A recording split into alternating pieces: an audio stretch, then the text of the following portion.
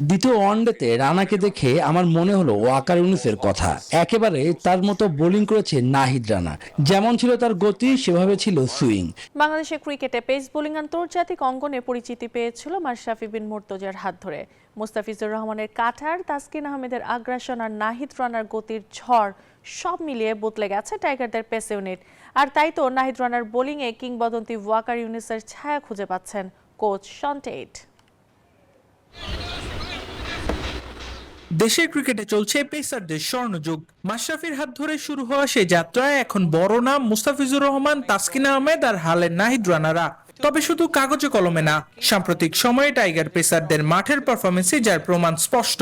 নিউজিল্যান্ডের সাথে প্রথম 2 ম্যাচে তাদের যে 18 উইকেটের পতন ঘটেছে, তার মধ্যে 16টিই তুলে নেন টাইগার পেসাররা।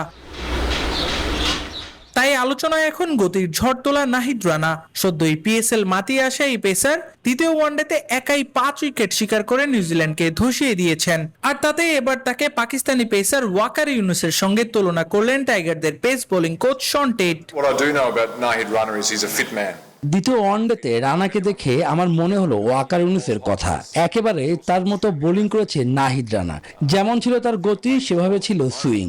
সব মিলিয়ে তার উন্নতি সত্যি অসাধারণ। They're not going to be as keen to play against him.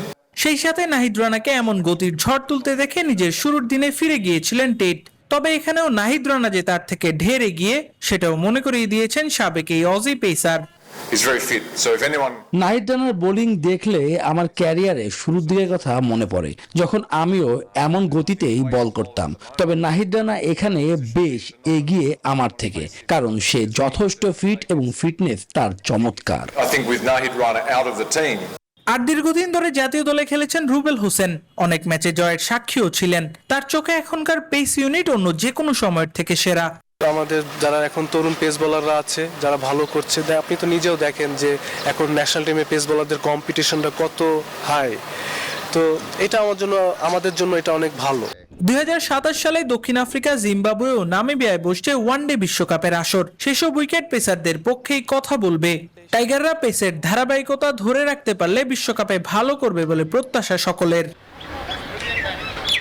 Abrar Al Daiyan, news 24, Chittagong.